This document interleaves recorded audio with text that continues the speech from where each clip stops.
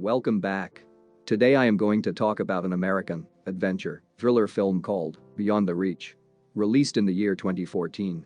Spoilers ahead. Kick back and take care. Ben is an orphan who is a young but experienced tracker for cats and dogs, living with his girlfriend, Lina, in a desert town. The pair grew up together, and due to her affection, she gives Ben a special chain as a gift. Unfortunately, Lina can no longer be with Ben because she must go to the city to complete her education. Ben wants to accompany her, but due to his emotional sentiments towards his family business, he cannot leave and is now at a crossroads. Therefore, Ben hides his feelings and tells her to pursue her career. Lina gets upset and heads to pack her bags. As a gift for the chain, Ben gives her a special gun to remember him. Ben bids her farewell, and Lina leaves. Devastated, Ben, while looking at her, receives a message from Joe, the sheriff, who wanted Ben's services. After arriving at the sheriff's office, Ben witnesses an exotic car parked outside. The owner's name was John Madec, a ruthless tycoon and a trophy collector. The sheriff now discloses to Ben about John being a big shot, and he must guide John an hour outside of town into the canyon to hunt an endangered desert bighorn sheep to add to his collection, and is prepared to pay Ben $1,000 a day. Even though he struggles for money, Ben always goes by the books. After getting acquainted, Ben asks for John's harvest permit, to which the sheriff informs him that he took care of it.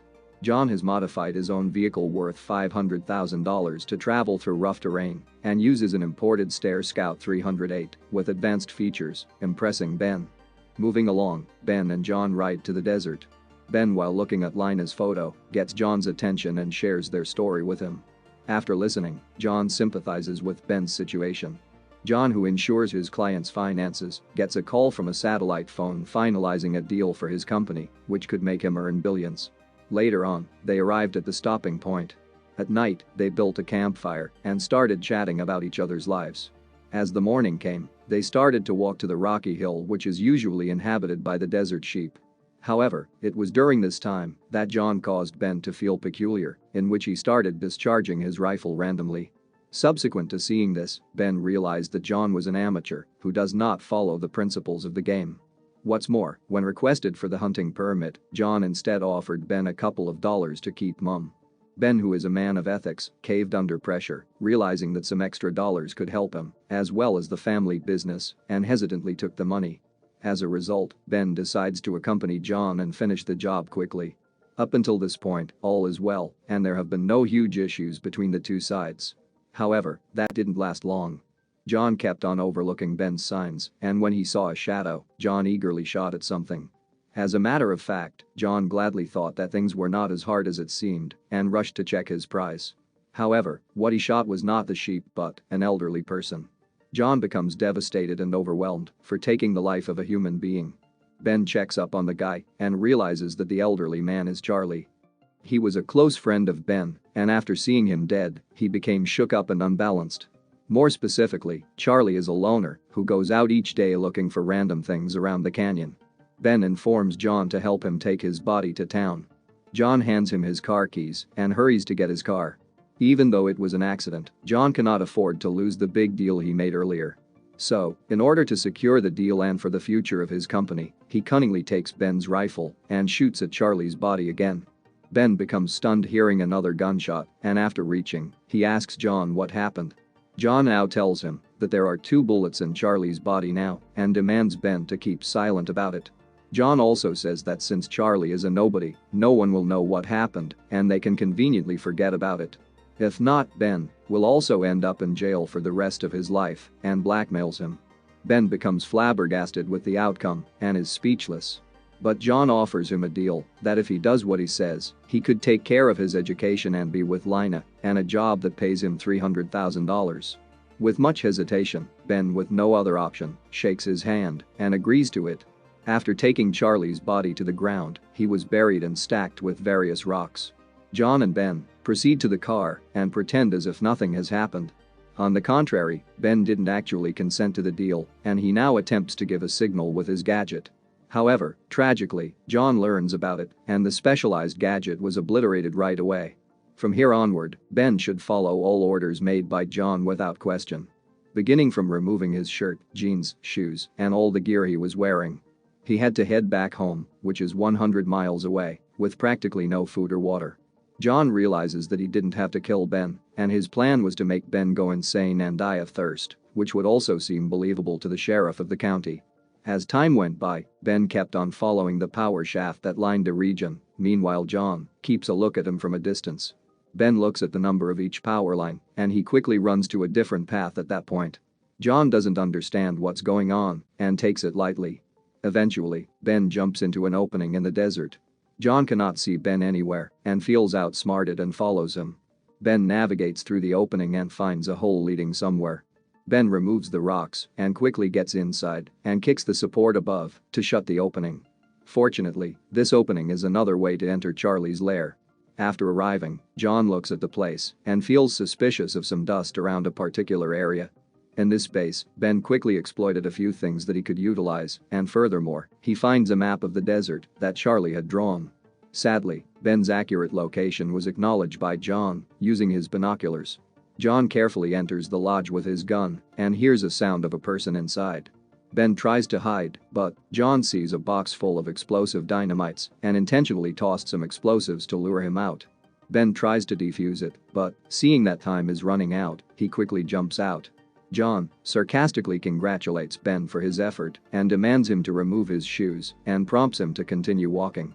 This time, Ben is compelled to walk home and not escape John's sight. After a while, Ben secretly looks at the map and fortunately finds an old leisure place inside the hill.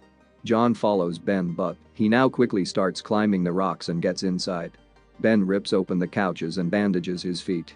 Meanwhile, John, not knowing what's happening with his speaker, informs Ben to come out immediately. Ben comes out with his injured feet all bandaged and surprises John yet again. Ben kept on running so he could try not to be pursued by John. Ben immediately started to follow the map and fortunately finds Charlie's souvenir dug inside the desert. After going through the contents, Ben finds a box of marbles and a slingshot and secures it.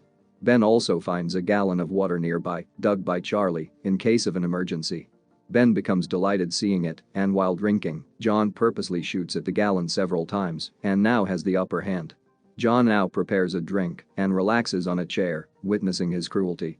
Ben becomes completely exhausted and his energy is depleted and slowly falls down. To ensure that Ben is truly dead, John intentionally discharges a few shots near the ground where Ben is laying down. As a matter of fact, he didn't move or even twitch his body. Feeling assured, John leaves the area. Ben now subconsciously remembers a pond where he was with Lina, and surprisingly, his pupils started to move. John, while conversing about his business deal, witnesses Ben still alive. John gets pissed off and decides to kill Ben once and for all. He tries to shoot him, but Ben escapes through an opening in a hill where the pond is located. Ben becomes devastated, learning that the water has all dried up. Feeling defeated, he lays down in a fetal position. John announces Ben to come out, but he does not get a reply. At nightfall, John continued calling Ben, who is seen shivering from the cold, but Ben is not ready to give up. Ben now sees another opening, and he now closely starts watching John, leaving with his gun to urinate. Meanwhile, Ben carefully goes to the car and slowly opens the door. He then cuts off the light to avoid John seeing him and gets a jacket inside and leaves the car without closing the door. John now gets a beverage from the car and feels suspicious with the lights inside after closing his side of the door. After evaluating, John finds that the other side of the door is open and he now gets inside and goes reverse. He finds Ben beneath the car and John now takes out the dynamite explosives he took earlier from Charlie's lair and starts to throw them toward Ben like a maniac.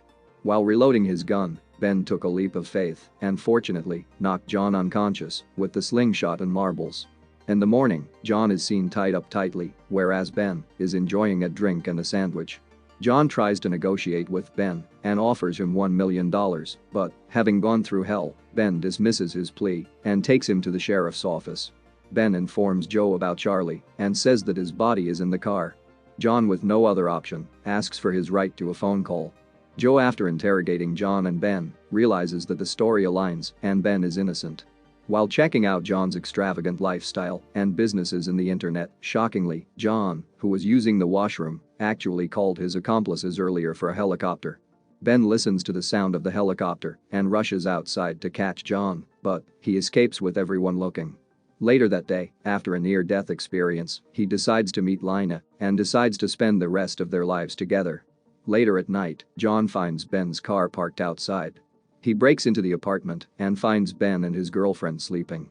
John wakes up Ben, and as he is about to kill him, Lina awakens and shoots John with the gun Ben gifted her earlier. Ben now takes the gun and gladly shoots John several times, concluding the movie. Thanks for watching. Make sure to like and comment if you enjoyed. And subscribe for more videos.